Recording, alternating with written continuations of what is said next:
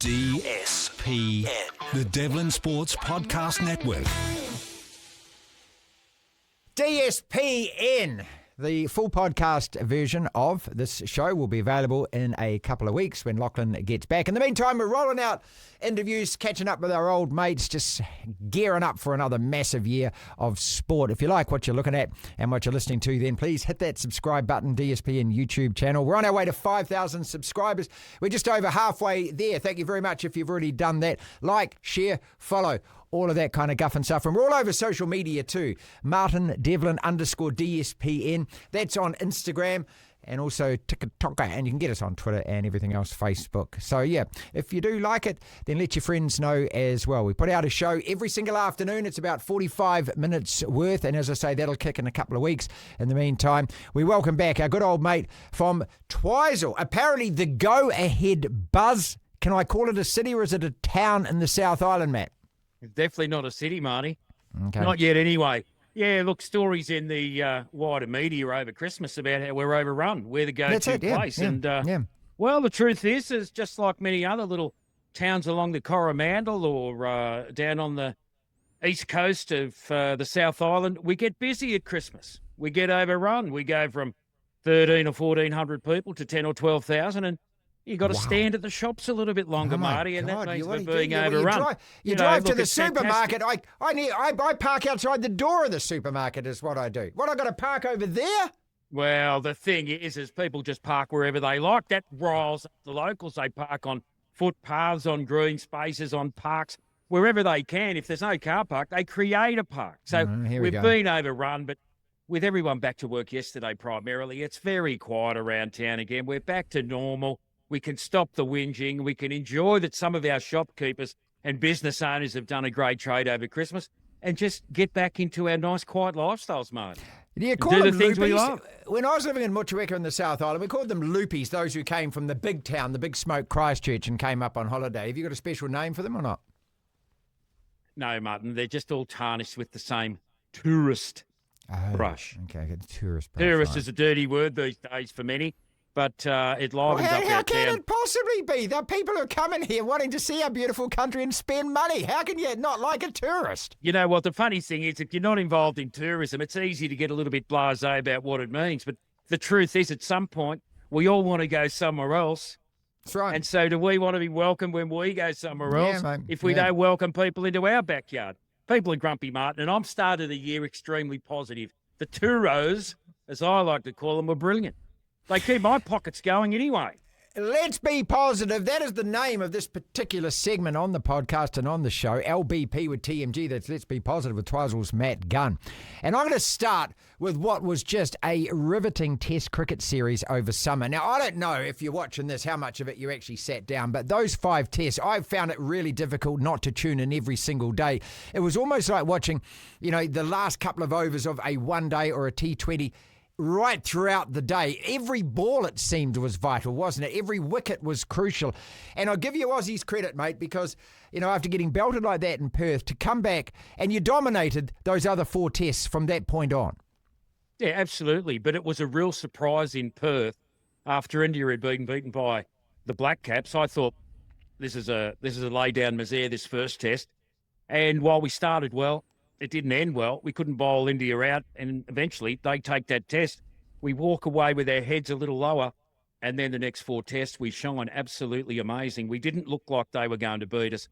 I mean, Jasprit Bumrah is just a tremendous fast bowler.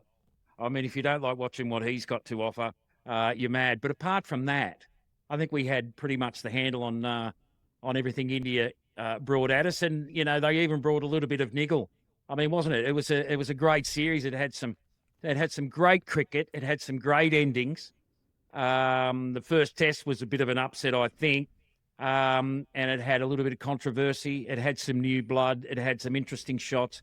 It was a fantastic series. And that Boxing Day test in Melbourne, as much as we talk about T20s and one days taking over the game, over 370,000 Yeah, it's people incredible, mate. Yeah, at 5 days of cricket. If you think it's dying, well, clearly it's not. I mean, that's not the kind of turnout you're going to get every test. But it just goes to show when 2 top nations are able to appear in the right circumstances, and that is over a holiday period It's Boxing Day. We've all got a few days off. We're filling in time before the new year. 376 or whatever it was, 1,000 people.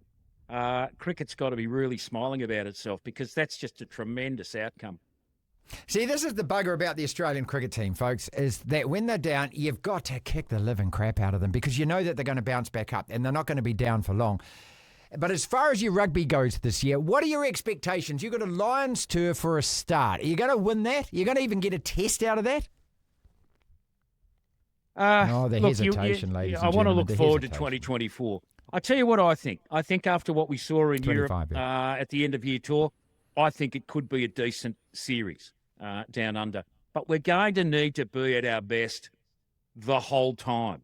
None of these spits and spurts, none of these 40-minute brilliance, 40 minutes disaster. We need to be on top of the game and roll it forward and do what we did against one of the best teams in the world, Wales, for example, when we were on that end of year tour. We didn't get the Grand Slam, but we did get some.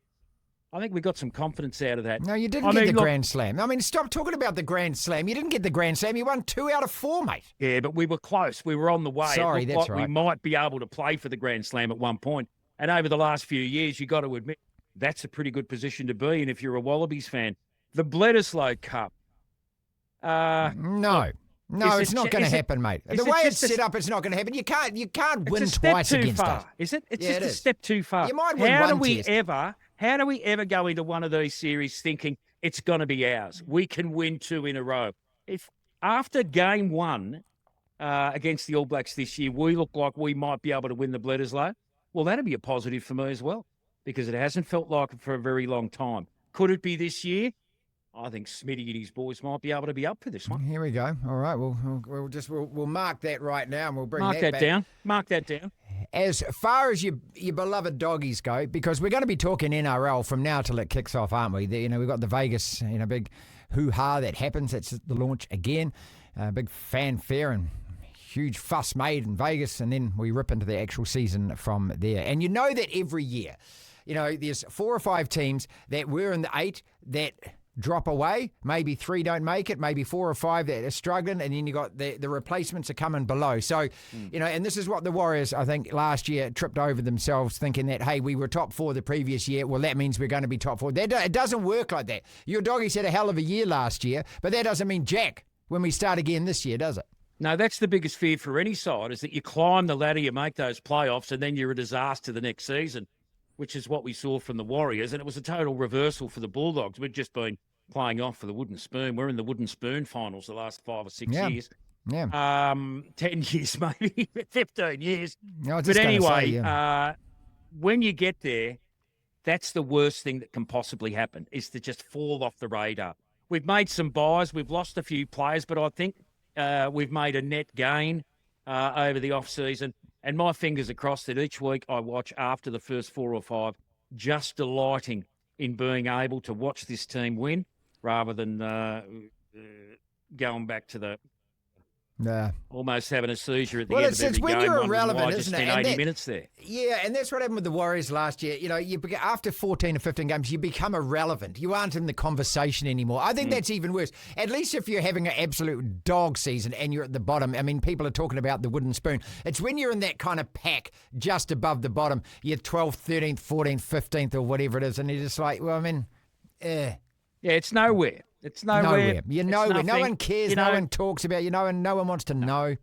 You can be an interrupter, but you're not a player. No, that's right. You can sort of change the course of someone else's season.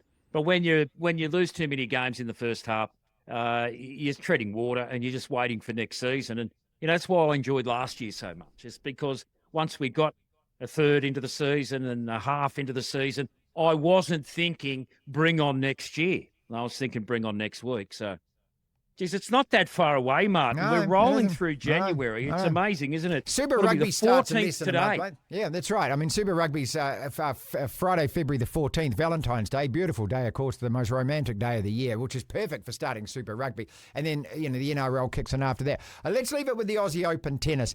Nick Kyrgios, he's a direct cousin of you. I mean, if you're Australian, you've got Kyrgios is your man, right? Kyrgios is your boy. And he says he's come back this year to play because tennis is boring without me. I mean, it sounds like an Eminem song, isn't it? You know, we need a little controversy because it feels so empty without me. I'm not so sure, Nick. I don't think when you left that tennis missed you a jot, did you, mate? I think the tennis media misses Nick. And I think that those of us that watch, that love a little bit of a blow-up, miss him a little bit as well. But I think he's in that irrelevant parcel now. He never went to where he should have. People have always questioned whether or not he was fit enough, whether his dedication was there to be fit enough, to be a top player. But he certainly was the guy that everyone wanted to interview after most tournaments. He's mad as a meat axe. Well, you know, will we see him play there again? Who knows? Look, I don't really care. I'm not upset. I'm not embarrassed by other people anymore. It doesn't matter to me. Yes, he's an Aussie. Maybe he's a bit of a meatloaf. But at the end of the day, I do find him quite entertaining at times. A bit full of himself. But, you know, I don't know. We'll talk too much about him in the next 12 months. But you asked me what I was really looking forward to in 2025. Come on. And as I roll through some of the big events and everything else that are coming up this year, look, I've got to be honest with you. When I read the story the other week about Novak Djokovic and his disc, I went on Djokovic.com and I ordered it. Do you read about the disc? Creates an electromagnetic field around it. It was created by a doctor back home for him, specially for him. A little plastic disc. Looks like a frisbee golf. It does, mate. Right? I know. Yeah. But he's into the frisbee golf. That's where he's going next. No, it's a healing disc. And it creates a calm and an energy around us, which allows us to grow, build, be fitter, be stronger, be healthier, love more. Man. Yeah. I tell you what, you know what it is? Be more positive. So I've ordered a disc. I file this in the tinfoil hat department, and, you know, my third vaccination means that I'm talking to the aliens. That's where that deserves. I've got the disc on the way. It's going to sit in my shed, I presume, alongside Peter Brock's polarizer. You remember he put the magnetic box in the Commodore many years ago and ruined his relationship with Holden Dealer too? Well, that's where it'll go, the disc. But I'm just so happy that Novak has got something in his life which not only can he use for health purposes, but he can go out for a round of disc golf on the weekend when he's feeling down. I want one. We'll be back next Tuesday, mate. All the best in Twizel. Maybe I'll have the disc. DSPN.